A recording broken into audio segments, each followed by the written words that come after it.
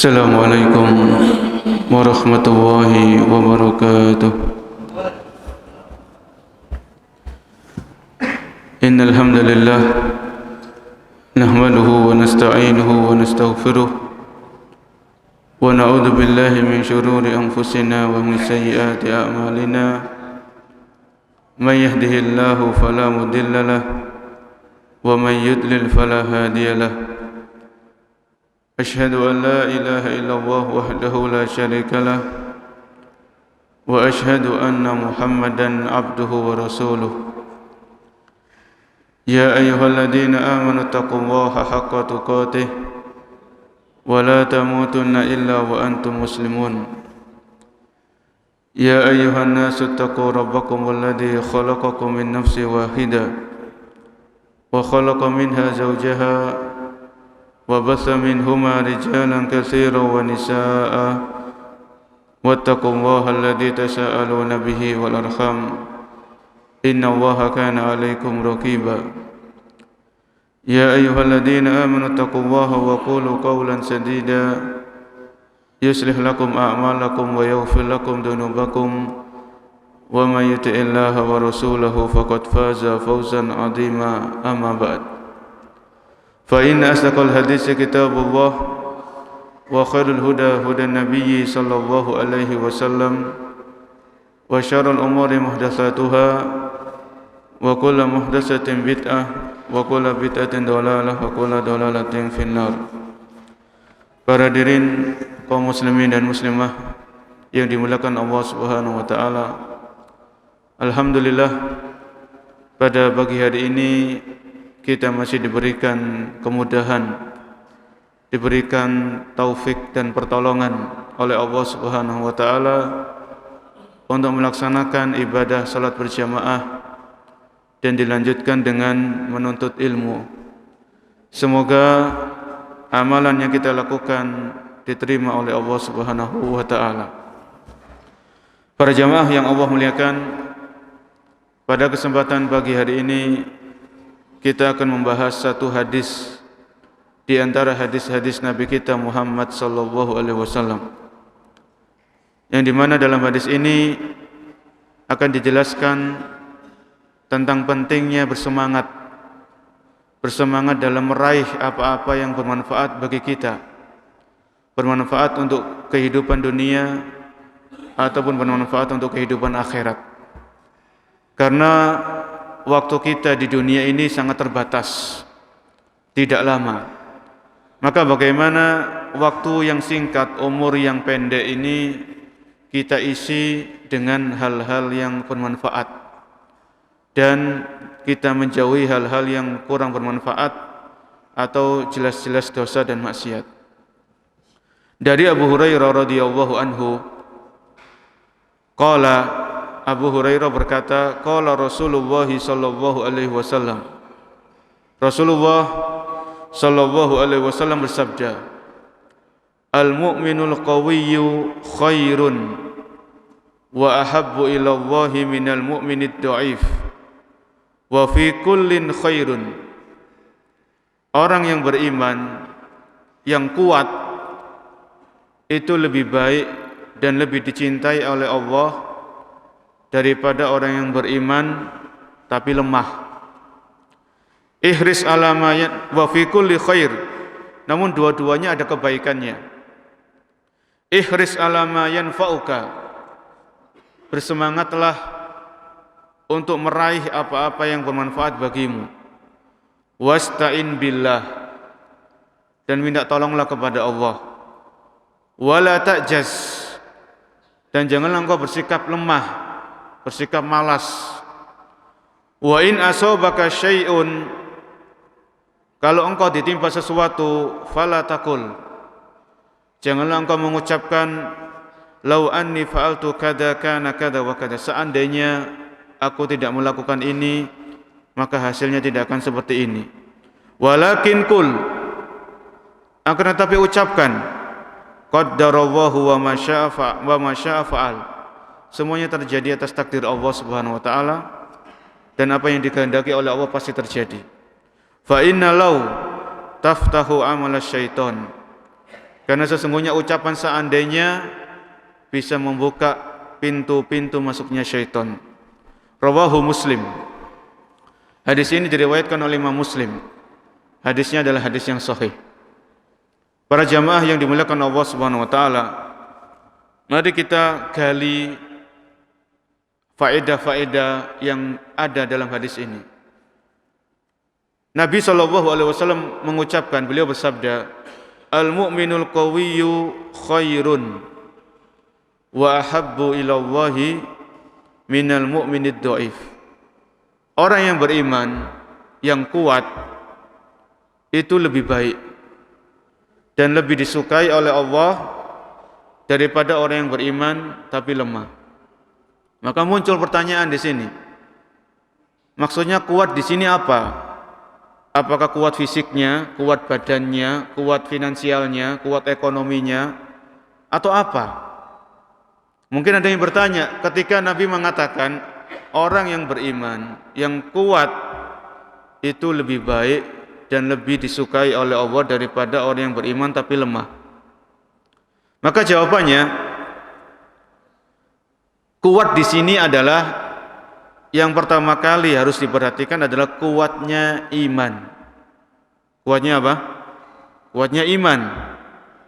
Jadi pemahaman yang benar terhadap hadis ini, orang yang beriman, yang kuat imannya lebih baik dan lebih dicintai oleh Allah daripada orang yang beriman tapi lemah imannya. Karena apa? Karena dalam keyakinan, dalam akidah Ahlus Sunnah wal Jamaah, iman itu bisa menguat dan iman itu bisa melemah. Iman itu bisa kuat, bisa kokoh seperti gunung yang menancap di muka bumi ini. Dan iman itu bisa lemah, dan naudzubillah, iman itu bisa lenyap, alias orang itu murtad, pindah agama. Maka hal ini menunjukkan bagaimana seorang muslim, seorang muslimah itu memelihara imannya.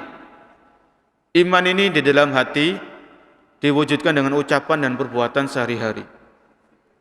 Ya. Bagaimana caranya kita menjadi seorang mukmin, seorang mukminah, seorang muslim dan muslimah yang kuat imannya? Ini yang harus kita ketahui. Karena dengan iman yang kuat itu kita akan mudah untuk melaksanakan ketaatan. Kita akan mudah untuk meninggalkan kemaksiatan. Kita akan mudah untuk menghadapi musibah, seberat apapun musibah itu semuanya dengan iman para jemaah. Semuanya dengan apa? Dengan iman. Seseorang itu bisa rajin sedekah. Kenapa dia rajin sedekah? Karena dia punya iman. Saya beriman bahwasanya saya percaya sedekah ini tidak akan mengurangi harta. Sedekah ini akan diganti sama Allah Subhanahu wa taala. Dan sedekah inilah nanti yang akan saya dapatkan pahalanya di hari kiamat. Itu adalah iman. Yang mendorong kita sedekah itu apa? Karena kita punya iman. Kita percaya akan adanya hari pembalasan, hari akhir, hari kiamat. Kenapa kita bangun di waktu sahur untuk sholat tahajud, sholat malam, di saat enak-enaknya tidur? Karena kita punya iman. Ya, bahwasanya sholat tahajud ini sholat yang utama setelah sholat 5 waktu ini, sholat tahajud ini. Jadi semuanya itu kembali kepada keimanan. Kenapa seorang wanita muslimah dia mau ketika keluar rumah itu mau menutup aurat, ya, dengan menutup yang sempurna. Ya, bahkan ada di antara saudara-saudara kita yang bercadar. Karena mereka punya iman. Allah yang memerintahkan untuk menutup aurat, maka mereka kerjakan. Ya, ini semuanya karena apa? Karena iman. Jadi kalau iman itu kuat, menancap di dalam hati, itu akan memudahkan seseorang menjalankan ketaatan. Walaupun kelihatan berat. Kelihatan berat, dia laksanakan, dia kerjakan. Kemudian iman itu kalau kuat akan memudahkan orang untuk meninggalkan maksiat, meninggalkan dosa. Karena dia takut kepada Allah Subhanahu wa taala. Kalau dulu di zaman para sahabat, ketika Allah Subhanahu wa taala menurunkan ayat yang mengharamkan khamr, mengharamkan minuman keras, setelah beberapa ayat, karena Khamar ini tidak langsung diharamkan sekaligus. Ya, tapi mulai ada tahapan-tahapannya. Sampai ada 4 ayat itu yang berbicara tentang khamar. Tahapan-tahapan pengharaman khamar. Ketika sudah turun ayat yang mengharamkan, jelas-jelas mengharamkan khamar, maka para sahabat itu langsung membuang. Jadi ketika mereka masih menyimpan khamar di rumah-rumah itu langsung dibuang, ditumpahkan. Sampai disebutkan di kota Madinah itu banjir atau becek karena khamar yang dibuang. Karena apa itu mereka lakukan? Karena iman. Karena mereka sudah punya iman, imannya kuat, maka ketika Allah perintahkan untuk meninggalkan khamar, ketika Allah mengharamkan khamar, maka mereka pun sami'na wa ata'na, kami dengar dan kami taat. Ya. Ini kembali kepada keimanan, ya, kembali kepada keimanan. Terkadang ada sebagian orang, 1-2 orang misalnya, dia sudah tahu riba itu haram. Dia tahu, ayatnya dia tahu, minimal pernah tahu lah, hadisnya dia tahu. Tapi kenapa kok masih suka transaksi sama riba ini? Karena imannya itu bermasalah. Dia lupa akan akhirat mungkin. Dia terbawa sama hawa nafsunya. Dia terbawa sama lingkungannya. Akhirnya dia tetap melakukan yang namanya riba ini. Padahal dia sudah tahu akan keharamannya. Ini kembali kepada masalah iman. Ya, kembali kepada masalah iman. Kemudian dengan iman ini, seseorang itu akan dimudahkan untuk menghadapi musibah.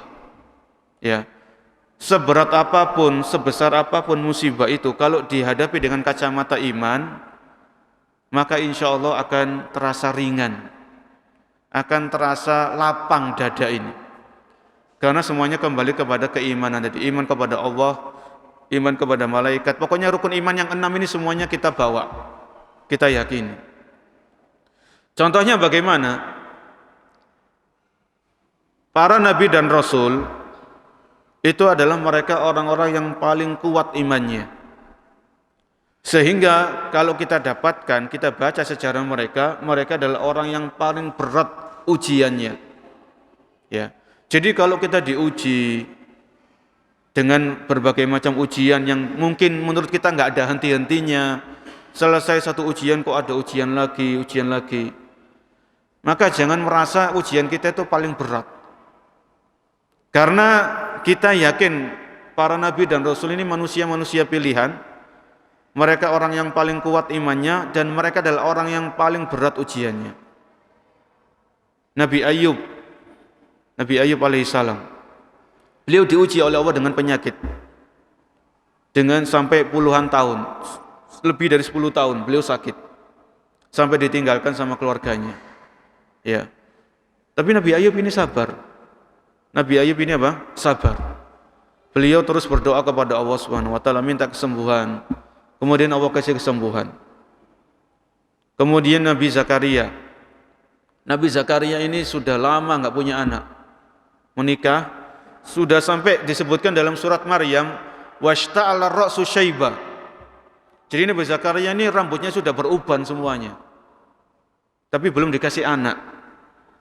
Tapi Nabi Zakaria beliau sabar, minta sama Allah, berdoa kepada Allah Subhanahu wa taala, kemudian dikabulkan doanya sama Allah Subhanahu wa taala. Doa beliau dikabulkan. Kemudian Allah memberikan keturunan kepada Nabi Zakaria, yaitu Nabi Yahya. Ini ujian. Jadi para nabi itu juga diuji sama Allah Subhanahu wa taala untuk meningkatkan derajat mereka di sisi Allah Subhanahu wa taala. Ya. Nabi kita Muhammad sallallahu alaihi wasallam, beliau juga mendapatkan ujian-ujian luar biasa. Ya. Nabi sallallahu alaihi wasallam itu punya 3 putra dan 4 orang putri. Ini Nabi kita sallallahu alaihi wasallam. 3 putra beliau itu Qasim, Abdullah sama Ibrahim. 4 putri beliau Zainab, Ummu Kulsum, Ruqayyah sama Fatimah. Dari 7 putra putri ini, 6 diantaranya itu meninggal ketika Nabi itu masih hidup sallallahu alaihi wasallam. Jadi Nabi itu masih hidup, itu ditinggal mati sama 6 anaknya, satu persatu. Wah, ini kan berat para jamaah. Seorang bapak melihat putra-putrinya dipanggil oleh Allah satu persatu, 6 orang. Ya. Itu bukan hal yang mudah. Itu bukan hal yang mudah kalau tidak dihadapi dengan iman yang kuat, iman yang kokoh, yakin akan janjinya Allah Subhanahu wa taala. Ya, kita kembali kepada pembahasan. Jadi dalam hadis ini Nabi memberikan penjelasan kepada kita bahwasanya orang yang beriman, yang kuat imannya itu lebih baik dan lebih dicintai oleh Allah daripada orang yang beriman tapi lemah imannya. Wa fi kulli khair, tapi semuanya ada kebaikannya. Orang yang imannya kuat itu ada kebaikannya, orang yang beriman lemah imannya itu ada kebaikannya. Wa fi kullin khairun, tetap ada kebaikannya. Bahkan sebagian orang, ada orang yang fisiknya itu kuat, rajin olahraga, rajin fitness, badannya itu terbentuk lah, six pack apa namanya itu kan. Orang seperti ini badannya kuat tapi untuk ke masjid aja nggak mampu. Datang ke masjid aja nggak mampu. Ya, datang ke masjid 5 waktu itu nggak mampu. Lah terus buat apa badan kuat cuman buat pamer-pameran aja? Buat seneng-senengan, buat bangga-banggaan, ya nggak ada gunanya. Yang paling penting itu iman kuat, kemudian badan kuat, itu baru penting. Jadi iman kuat diiringi dengan badan yang kuat, ekonomi yang kuat, finansial yang kuat, itu akan sangat membantu seseorang dalam beribadah kepada Allah Subhanahu wa taala. Ada orang yang suka traveling, naik gunung, mendaki gunung. Wong ke masjid aja nggak pernah, jarang ke masjid, tapi gunung didaki. Ya silakan mendaki gunung, tapi jangan lupa datang ke masjid 5 kali sehari bagi laki-laki. Ya, ini kan menunjukkan bahwasanya iman kalau kuat itu bermanfaat. Ya, apalagi dibarengi dengan fisik yang kuat, dengan badan yang prima, badan yang fit atau yang semisalnya. Begitu pula orang-orang yang punya finansial yang kuat, ekonominya kuat, dia punya harta, dia dikasih fasilitas ini, fasilitas itu sama Allah Subhanahu wa taala. Tapi kalau tidak dibarengi dengan iman, maka harta yang banyak melimpah itu akan digunakan untuk maksiat, bukan untuk taat. Ya, ini mengingatkan kita supaya perhatian dalam masalah iman. Iman ini harus dijaga. Iman itu kayak harus disirami, ibaratnya tanaman itu harus disiram, dirawat. Ya, iman itu kuat itu banyak caranya. Di antaranya adalah dengan mentadabburi Al-Quran. Kalau kita mentadabburi Al-Quran, iman itu akan bersemi, iman itu akan dijaga, iman itu akan kuat. Ya. Di sini Nabi SAW melanjutkan sabda beliau, ihris ala ma yanfa'uka.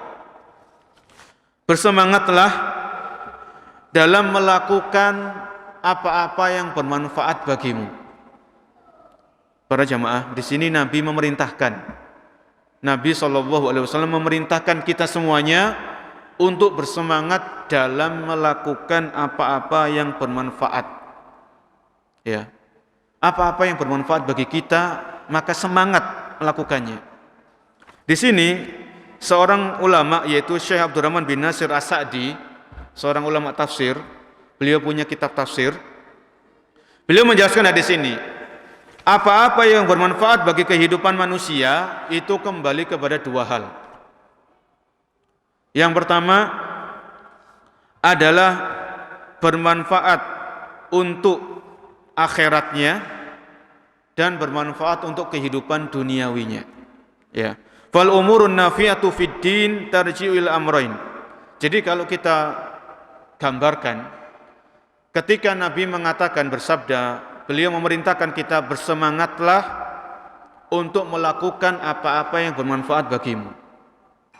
Hal-hal yang bermanfaat dalam kehidupan kita, itu ada hal-hal yang bermanfaat bagi kehidupan akhirat kita, ada hal-hal yang bermanfaat untuk kehidupan duniawi kita. Kita bahas yang pertama dulu. Hal-hal yang bermanfaat bagi kehidupan akhirat kita itu apa? Hal-hal yang bermanfaat bagi kehidupan akhirat itu nanti kembali kepada 2 hal. Ilmun nafi' wa amalun soleh. Hal-hal yang bermanfaat bagi kehidupan akhirat kita itu kembali kepada ilmu yang bermanfaat dan amal yang soleh. Jadi kalau kita pulang dari tempat ini, pulang dari kajian ini, tolong diingat-ingat. Yang namanya ilmu yang bermanfaat dan amal yang soleh, itulah yang bermanfaat bagi kita nanti di akhirat. Sehingga konsekuensinya apa? Ketika kita belajar ilmu agama, kita harus semangat. Karena Nabi yang memerintahkan kita, ihris ala ma yanfa'uk. Bersemangatlah dalam meraih apa-apa yang bermanfaat bagimu. Belajar tafsir itu bermanfaat, maka perlu semangat. Belajar tajwid, belajar ngaji, bagi sebagian orang yang belum bisa ngaji dengan tajwidnya, perlu semangat. Enggak boleh malas-malesan. Kita jauhi sifat malas, kita jauhi sifat menunda-nunda ini. Karena ini Nabi yang memerintahkan kita, bukan kiai, bukan mubalik, bukan habib, tapi Nabi SAW. Beliau memberikan petunjuk kepada kita, ihris ala ma yanfa'uk. Bersemangatlah untuk meraih apa-apa yang bermanfaat bagimu. Ya. Jadi menuntut ilmu, datang ke pengajian, datang ke taklim, semangat. Ya. Ketika kita bersemangat, kita antusias, kita punya energi, itu dengan demikian kita telah melaksanakan perintahnya siapa? Perintahnya Nabi SAW. Ihris ala ma yanfa'uk. Kemudian apa? Ketika kita menghafalkan surat-surat pendek, itu bermanfaat atau tidak? Bermanfaat. Hafalkan misalnya Ad-Duha sampai An-Nas, bermanfaat para jemaah, bermanfaat. Kalau yang sudah hafal Ad-Duha sampai An-Nas, tambahi Al-Fajr sampai Al-Lail. Kalau yang sudah hafal Al-Fajr sampai Al-Lail, tambahkan An-Naba ya sampai Al-Ghasyiyah misalnya. Jadi kalau kita punya hafalan Al-Qur'an itu bermanfaat.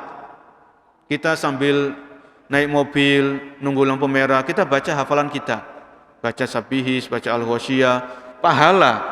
Itu ada nilai pahala. Satu huruf berapa pahalanya? 10 pahalanya. Kalau kita sekali lampu merah kita baca Sabihis Rabbikal A'la sampai selesai, Hal ataka haditsul Ghasyiyah sampai selesai, berapa pahala yang kita dapatkan? Oh, luar biasa. Ya. Jadi mau menghafal Al-Qur'an harus semangat.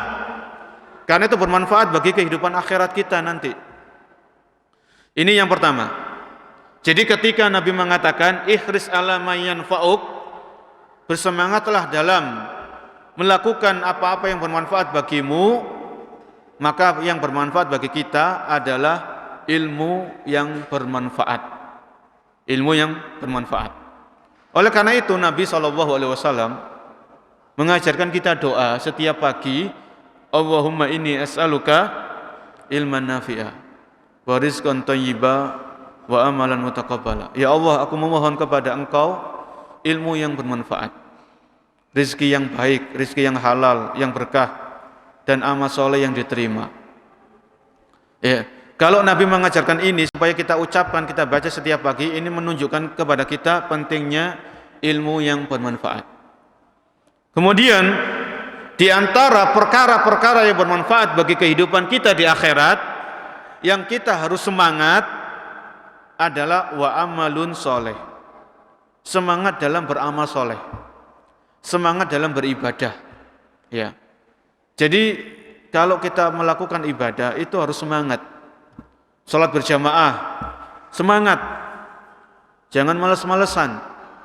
Membaca Al-Quran, semangat. Salat malam, sedekah, berbakti sama orang tua.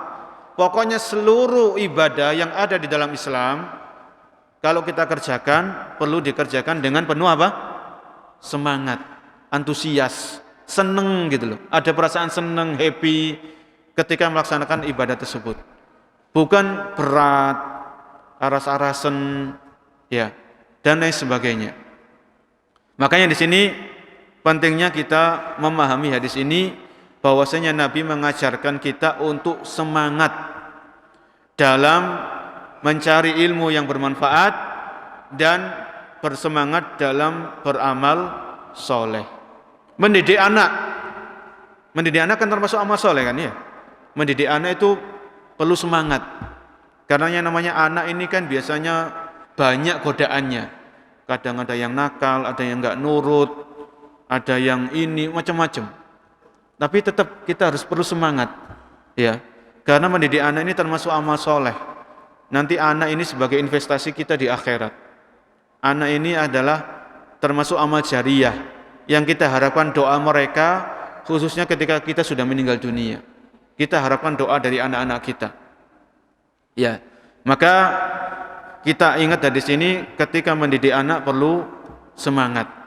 Suami istri saling tolong menolong, seorang ibu, seorang bapak tolong menolong dalam pendidikan anak, ya. Karena ini sangat-sangat penting. Kemudian para jamaah yang dimuliakan Allah Subhanahu wa taala, ini tadi perkara yang bermanfaat untuk kehidupan kita di akhirat, ilmu yang bermanfaat dan amal soleh.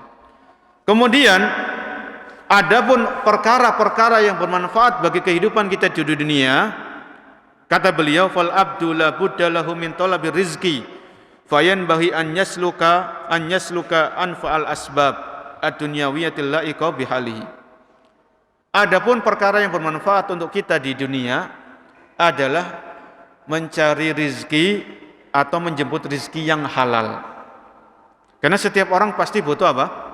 Butuh rizki, butuh uang, butuh harta untuk menopang ibadahnya.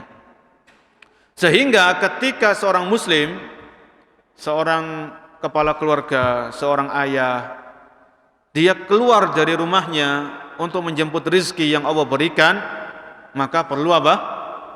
Perlu semangat, ya. Karena Nabi yang mengajarkan kita hal itu, semangat dalam menjemput rizki, semangat dalam mencari rizki yang halal, ya, menjauhi yang haram. Ini perlu kita perhatikan. Semangat dalam menjemput rizki, karena ini adalah bermanfaat bagi kehidupan kita di dunia. Kemudian di sini beliau mengatakan, wa yaqsudu bikasbihi wa sa'ihi al-qiyamu biwajibi nafsihi. Ketika kita menjemput rizki, bekerja, berniaga, berbisnis, berdagang, beternak, ya, atau jual beli atau apalah namanya, yang penting itu halal. Maka ketika menjemput rizki itu niatkan beberapa hal. Yang pertama, berniat untuk melaksanakan perintah Allah Subhanahu wa taala. Karena Allah memerintahkan kepada seorang suami untuk memberikan nafkah kepada istrinya. Ketika kita keluar rumah menjemput rizki, bekerja dengan pekerjaan yang halal, maka di situ ada nilai apa? Ada nilai pahala. Kalau kita niatkan untuk melaksanakan perintah Allah Subhanahu wa taala. Kemudian yang kedua, wa wajibun man ya'ulu wa man yaqumu bi mu'natihi. Ya. Yaitu ketika kita keluar untuk mencari nafkah, itu kita niatkan untuk memberikan nafkah kepada istri dan anak. Saya bekerja untuk mencari nafkah buat diri saya, buat istri dan anak saya, buat orang tua saya. Ya. Jadi kalau niat yang seperti ini kita tanamkan dalam diri kita, maka kerja itu menjadi, atau kerja itu bernilai ibadah. Bukan hanya sekedar rutinitas tiap hari kita bekerja, tapi di situ ada sisi atau nilai ibadahnya dan ada mendapatkan pahala dari Allah Subhanahu wa taala. Wa yanwil kafafa wal istighna bi talabihi anil khalqi. Ya. Kemudian bekerja itu bisa bernilai pahala kalau kita niatkan untuk menjaga kehormatan kita. Orang itu kalau nggak bekerja atau mungkin pengangguran, maka dia akan menjadi beban orang lain, kan gitu ya. Dia bisa jadi dia minta-minta, ya naudzubillah, ngemis, berharap pemberian orang. Ini yang nggak diinginkan dalam Islam, itu nggak seperti itu. Ya, Islam mengajarkan kita untuk semangat dalam bekerja, semangat dalam menjemput rezeki, semangat untuk mencari nafkah. Sebagaimana Nabi mengatakan, ikhris ala ma yanfa'uk. Bersemangatlah dalam apa-apa yang bermanfaat bagimu. Mencari rezeki ini bermanfaat bagi kita karena kita butuh rezeki. Ya, Islam ini melarang kita untuk bermalas-malasan. Islam melarang kita berpangku tangan. Ya, mengharapkan pemberian orang lain, mengharapkan belas kasih orang lain, ini jangan seperti itu. Kita harus semangat. Ya. Kemudian para jamaah, di sini Nabi SAW Ketika beliau bersabda ihris ala ma yanfa'uka, kemudian wasta'in billah. Jangan lupa minta tolong sama Allah Subhanahu wa taala. Ini penting berarti. Ini penting. Wasta'in billah. Dan minta tolonglah kepada Allah. Ini Nabi yang memerintahkan. Minta tolonglah engkau kepada Allah Subhanahu wa taala. Kita ini manusia biasa. Kita ini makhluk yang lemah. Kita enggak bisa apa-apa kecuali atas pertolongan Allah Subhanahu wa taala. La haula wala quwwata illa billah. Tidak ada daya dan upaya kecuali atas pertolongan dan kekuatan dari Allah Subhanahu wa taala. Maka tanamkan dalam kehidupan kita sehari-hari untuk senantiasa minta tolong sama Allah Subhanahu wa taala. Ya Allah, saya ingin tiap hari baca Al-Qur'an. Tolonglah saya, mudahkan saya. Itu minta tolong sama Allah Subhanahu wa taala. Ya Allah, saya ingin rajin sedekah. Minta tolong sama Allah Subhanahu wa taala. Ya Allah, saya ingin punya anak soleh dan soleha. Mudahkan saya untuk mendidik anak saya. Itu senantiasa kita minta tolong. Ya, jangan mengandalkan kesolehan kita. Jangan mengandalkan kepintaran kita. Jangan mengandalkan keuletan kita. Jangan itu semuanya. Ya, karena Nabi mengajarkan wasta'in billah. Minta tolonglah kepada Allah Subhanahu wa taala. Kita mau datang ke kajian, itu perlu sabar. Supaya bisa sabar, maka kuncinya adalah minta tolong kepada Allah Subhanahu wa taala, minta tolong, minta dimudahkan, minta taufik. Ya. Karena di antara ayat yang pasti kita baca ketika salat adalah ayat yang berbunyi iyyaka na'budu wa iyyaka nasta'in. Ya Allah, hanya kepadamu kami beribadah, kami menyembah. Wa iyyaka nasta'in, dan hanya kepadamu ya Allah kami memohon pertolongan. Ya. Kita mau beramal soleh, maka minta tolong kepada Allah Subhanahu wa taala. Terkadang ini kita lupa hal-hal seperti ini. Kita lebih mengandalkan kepada kekuatan kita. Kita lebih mengandalkan kepada kesolehan diri kita. Kita mengandalkan kebiasaan kita, rutinitas kita dan sebagainya. Ini jangan seperti ini. Ya. Maka biasakan untuk minta tolong kepada Allah dalam perkara-perkara yang besar maupun perkara-perkara yang kecil yang remeh menurut kita. Itu semuanya kalau bukan karena pertolongan Allah, kita nggak bisa melakukan hal tersebut. Ya, kita tidak bisa melakukan ibadah tersebut. Ya, siapapun dari kita. Makanya Nabi mengajarkan kita wasta'in billah. Minta tolonglah kepada Allah Subhanahu wa taala. Ketika kita bekerja, ya, maka minta tolong kepada Allah, ya Allah saya banyak pekerjaan. Maka mudahkan untuk melakukan pekerjaan ini semuanya. Saya banyak tugas. Mudahkan ya Allah untuk melaksanakan tugas-tugas dari kantor, tugas-tugas dari atasan. Minta tolong kepada Allah Subhanahu wa taala. Tak hadirkan bahwasanya kita ini manusia yang lemah. Kita ini butuh akan pertolongan dari Allah Subhanahu wa taala. Ya, dengan itulah kita akan bisa meraih kesuksesan di dunia dan di akhirat dengan semangat untuk melakukan apa-apa yang bermanfaat, kemudian dengan senantiasa meminta pertolongan kepada Allah Subhanahu wa taala. Kemudian Nabi mengatakan wala ta'jaz, dan janganlah engkau bersikap lemah, janganlah engkau bersikap malas. Ya, ini Nabi melarang.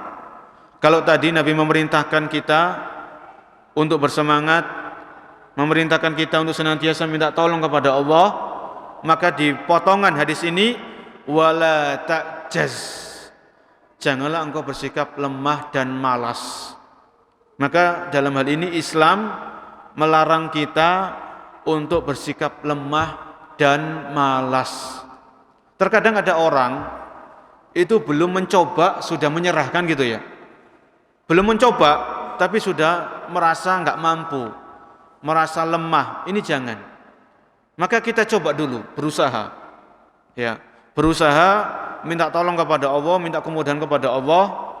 Insyaallah Allah akan memudahkan. Ya, Allah akan memberikan kemudahan. Namun kalau kita enggak mau mencoba, enggak mau berusaha, enggak mau minta tolong sama Allah Subhanahu wa taala, ya akhirnya ya kita seperti itu aja. Akhirnya kita tetap dalam keadaan lemah dengan sifat malasnya dan lain sebagainya. Ya. Ini juga kita ajarkan kepada anak-anak kita. Semangat dalam menuntut ilmu, semangat dalam belajar, semangat dalam kuliah. Jangan lupa minta tolong kepada Allah Subhanahu wa taala. jauhi sikap lemah, jauhi sikap malas, jauhi sifat menunda-nunda, ya, dan lain sebagainya. Ini tadi Nabi mengatakan wala ta'jas. Di antara doa yang diajarkan oleh beliau sallallahu alaihi wasallam itu doa yang berbunyi Allahumma inni a'udzubika minal ajzi wal kasal. Ya Allah, aku berlindung kepadamu dari sifat lemah dan sifat malas. Ya. Mau menuntut ilmu malas, mau beramal soleh malas, mau bekerja malas. Ini kita berlindung kepada Allah. Ya, Nabi yang mengajarkan Allahumma inni a'udzubika minal ajzi wal kasal. Kalau kita belum mampu menghafalkan doa yang berbahasa Arab, maka kita doa dengan bahasa Indonesia. Ya Allah, aku berlindung kepada Engkau dari sifat lemah dan sifat malas. Ya, berlindung kepada Allah. Karena dua sifat ini adalah mendatangkan keburukan, tidak akan mendatangkan kebaikan. Sifat lemah, sifat malas ini hanya akan mendatangkan keburukan dan penyesalan, dan tidak akan mendatangkan kebaikan sama sekali. Ya. Oleh karena itu Nabi melarang kita dari dua hal tersebut, sifat lemah dan sifat malas. Kemudian Nabi melanjutkan sabda beliau, wa in asabaka syai', kalau engkau ditimpa sesuatu, jadi misalnya ada orang, dia mulai bisnis, mulai berniaga, mulai dagang.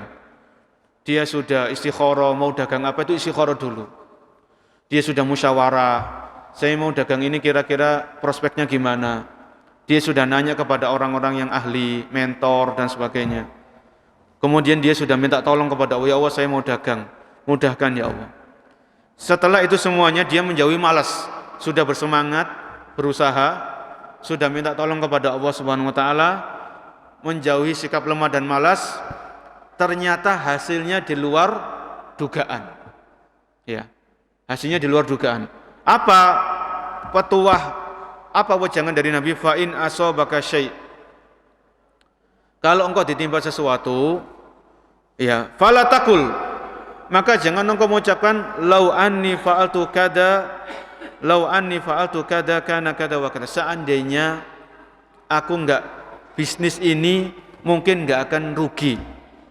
Seandainya aku enggak bisnis ini mungkin aku enggak akan ditipu sama orang. Ini jangan seperti itu. Fa in asabaka syai', kalau engkau ditimpa sesuatu yang tidak engkau sukai, di luar dugaan, di luar ekspektasi kita, maka jangan mengucapkan seandainya. Tutup itu semuanya, tutup. Ya. Sama saja dengan orang misalnya, seandainya aku nggak lewat jalan ini, mungkin aku nggak ditabrak, mungkin nggak kecelakaan. Seandainya aku nggak lewat ini, itu semuanya tutup. Kalau sudah terjadi musibah, terjadi ujian, udah jangan mengucapkan seandainya. Tutup itu semuanya. Kenapa? Karena Nabi memberikan penjelasan sallallahu alaihi wasallam, karena seandainya ini membuka pintu-pintu syaitan. Ya. Karena kalau kita seandainya sudah enggak akan bermanfaat kan gitu. Kan sudah terjadi. Dan itu enggak mungkin dirubah. Dan kita yakin sebagai orang yang beriman, di antara rukun iman kepada takdir. Rukun iman yang keenam, iman kepada takdir. Takdir yang baik ataupun takdir yang buruk. Ya. Maka serahkan semuanya kepada Allah Subhanahu wa taala. Nabi mengatakan walakin kul qaddarallahu wa ma syaa fa'al. Qaddarallahu wa ma syaa fa'al. Semuanya terjadi atas takdir Allah Subhanahu wa taala. Dan apa yang Allah kehendaki pasti terjadi. Tidak akan meleset. Ya. Di dalam hadis yang lain, Nabi SAW pernah mengajarkan kepada sepupu beliau Abdullah bin Abbas, wa'lam anna ma akhta'aka lam yakun liyusibak. Dan ketahuilah, yakinlah, apa-apa yang terluput darimu tidak akan menimpamu. Apa-apa yang ditakdirkan terluput darimu tidak akan menimpamu. Wa ma asabaka lam yakun liyukhti'aka. Dan apa-apa yang ditakdirkan menimpa dirimu tidak akan meleset darimu. Semuanya pas pada takdirnya. Ya. Jadi orang itu berjamaah, dia sudah bersemangat mendidik anak, bersemangat untuk mendoakan anaknya menjadi anak soleh dan soleha, menjauhi malas, ya. kemudian dia minta tolong dalam mendidik anak, ternyata anaknya, yaitu anaknya orang ini mungkin anaknya nggak nurut. Ya, ini ujian. Ya, ini namanya ujian. Yang penting kita sudah mengerahkan usaha, mengerahkan tenaga, ya semampu kita, kemudian hasilnya serahkan kepada Allah Subhanahu wa taala. Ya, serahkan kepada Allah Subhanahu wa taala. Inilah enaknya kalau kita iman sama takdir. Semua rukun iman itu kalau kita hayati, kita renungi, kita amalkan, itu akan mendatangkan kebahagiaan di dunia sebelum kebahagiaan di akhirat. Ya, di antaranya adalah iman kepada takdir. Iman kepada takdir. Kemudian kita tambahkan sedikit. Sebagian orang itu mereka semangat tapi bukan hal-hal yang bermanfaat. Ya. Padahal Nabi mengajarkan kita untuk bersemangat dalam melakukan apa-apa yang bermanfaat. Ya. Semangat untuk rasan-rasan. Rasan-rasan semangat. Wah, ini kan bahaya. Ya. Semangat untuk mengikuti kabar-kabar yang beredar. Ya. Ini kalau kita setiap hari mengikuti kabar-kabar, berita, mengkonsumsi, akhirnya habis waktu kita. Ya, kita perlu cari berita, perlu tahu berita, tapi bukan setiap hari itu sampai beberapa jam kita menghabiskan waktu untuk mengikuti berita-berita yang beredar. Ya. Maka marilah kita biasakan, mungkin para jamaah sudah punya pengalaman banyak, sebelum kita beraktivitas, sebelum kita berucap, kita pikir-pikir dulu. Kira-kira ini bermanfaat bagi saya atau tidak? Kalau bermanfaat, kerjakan. Kalau enggak bermanfaat, tinggalkan. Ya. Karena apa? Karena di dalam hadis yang lain Nabi mengajarkan min husni islamil mar'i tarkuhu ma la ya'ni. Di antara tanda bagusnya kualitas keislaman seseorang ketika dia meninggalkan apa-apa yang tidak bermanfaat baginya. Min husni islamil mar'i tarkuhu ma la ya'ni. Ya. Jadi di satu sisi Nabi mengajarkan kita untuk bersemangat meraih hal-hal yang bermanfaat. Di sisi yang lain, Nabi mengajarkan kita untuk meninggalkan perkara-perkara yang tidak bermanfaat. Ya. Karena waktu ini berharga para jamaah. Waktu ini terus berjalan. Waktu yang telah berlalu tidak akan kembali, walaupun hanya 1 detik. Ya.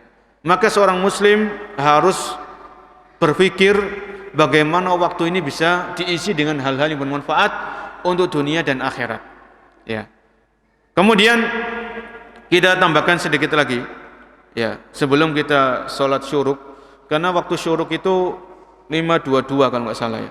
Kalau di jamnya saya itu 5.22, maka waktu syuruk ini jangan langsung sholat, tapi tunggu 10 menit kemudian atau 15 menit kemudian baru kita sholat. Karena di antara waktu dilarang sholat adalah pas ketika matahari terbit, ini dilarang sholat. Ya, disebutkan oleh dalam kitab-kitab fikih, di antara waktu dilarang sholat adalah ketika pas matahari terbit. Makanya kita tunggu 10 menit minimal, atau kalau bisa 15 menit kemudian baru kita sholat 2 rakaat, diniatkan dengan sholat duha. Jadi nanti kita nggak usah sholat duha lagi setelah pulang dari masjid misalnya. Kemudian tadi disebutkan dalam hadis ini, sebelum kita buka forum tanya jawab apabila ada pertanyaan, dalam hadis ini Nabi mengatakan fa innalau, karena sesungguhnya seandainya itu membuka pintu-pintunya syaitan ke dalam diri kita, ke dalam hati kita. Kata seandainya, ya, itu tidak mutlak diharamkan. Ya, karena kata seandainya ini tidak mutlak diharamkan. Ada seandainya itu yang diperbolehkan. Seandainya yang dilarang tadi, seandainya ketika terjadi musibah, seandainya saya nggak naik motor ini mungkin nggak jatuh, seandainya saya nggak pakai sandal ini mungkin nggak kepleset. Itu seandainya yang dilarang terhadap sesuatu yang terjadi, yang sudah terjadi. Adapun seandainya yang diperbolehkan itu adalah seandainya aku diberikan harta seperti orang ini, maka aku akan berangkat haji dan umroh. Seandainya aku diberikan harta seperti orang itu, akan aku gunakan untuk bangun masjid.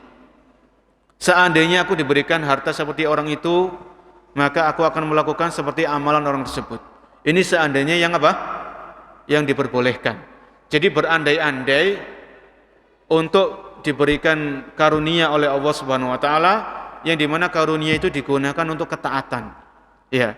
Ini orang itu kalau jujur ya, dan Allah Maha mengetahui isi hati kita jujur atau tidak, kita setengah-setengah atau kita sudah maksimal, itu Allah Maha tahu.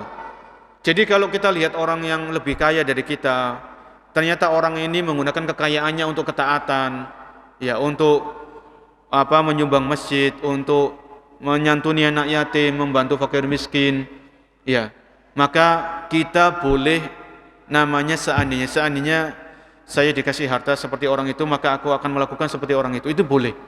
Ini seandainya yang diperbolehkan, ya. Adapun selain itu, maka seandainya ini adalah sesuatu yang dilarang di dalam Islam. Mungkin ini para jamaah, apabila ada yang mau bertanya atau ada yang menambahkan berkaitan dengan materi kita persilakan. Wallahu a'lam bishawab. Jadi kesimpulannya hadis ini mengajarkan kita untuk bersemangat meraih apa-apa yang bermanfaat bagi kehidupan kita dunia dan akhirat. Hadis ini mengajarkan kita untuk senantiasa tidak lupa minta tolong kepada Allah Subhanahu wa taala. Hadis ini mengajarkan kita untuk menjauhi sikap lemah dan malas. Hadis ini mengajarkan kita untuk pasrah menerima takdir Allah Subhanahu wa taala apabila sesuatu itu sudah terjadi dan tidak mungkin dirubah, ya. Ada yang mau menambahkan atau ada yang bertanya? Kita persilakan. Masih ada waktu.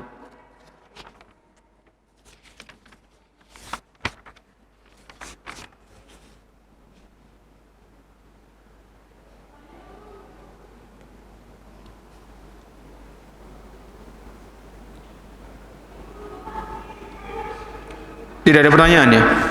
Saya kira jelas ya berarti ya.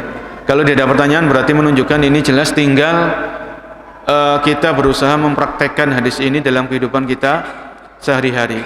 Ini dalam setiap lini kehidupan ini bisa kita laksanakan, ya. Bisa kita praktekkan hadis ini dalam kehidupan kita sehari-hari karena pentingnya bersemangat untuk melakukan apa-apa yang bermanfaat bagi kita, ya.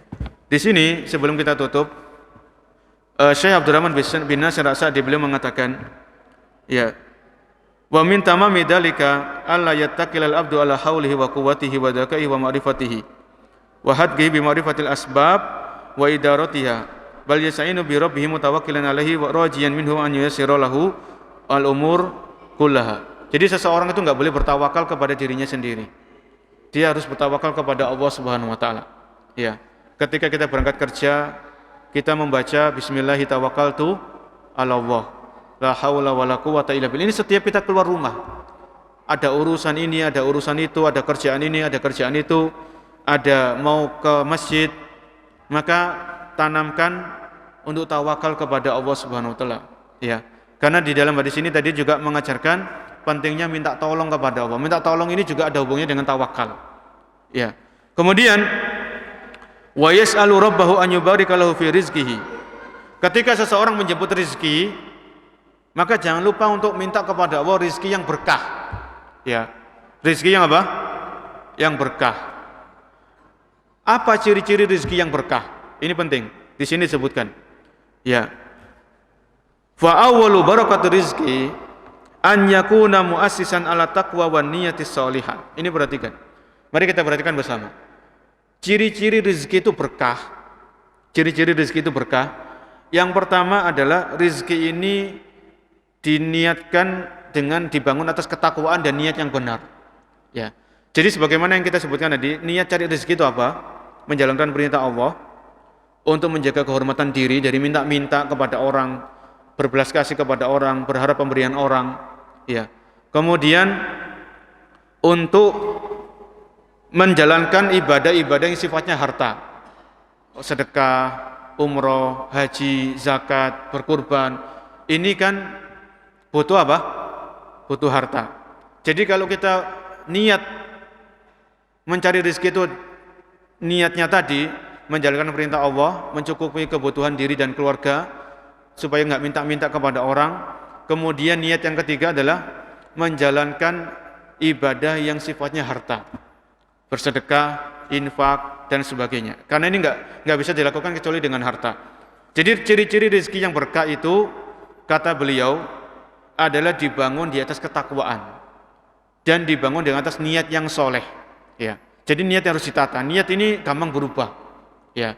Ada orang yang cari rezeki itu untuk berbangga-banggaan dengan banyaknya harta, berbangga-banggaan dengan temannya, berbangga-banggaan dengan sepupunya, dengan kerabatnya. Ini jangan seperti itu.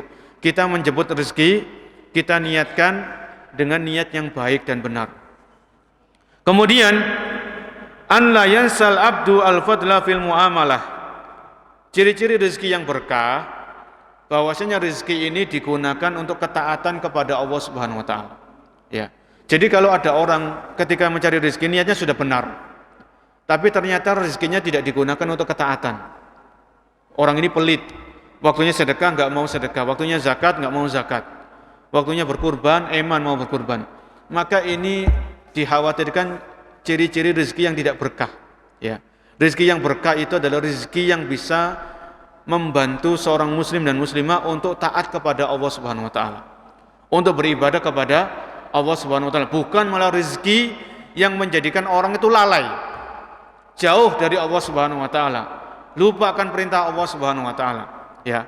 Maka marilah kita perhatikan dua hal ini.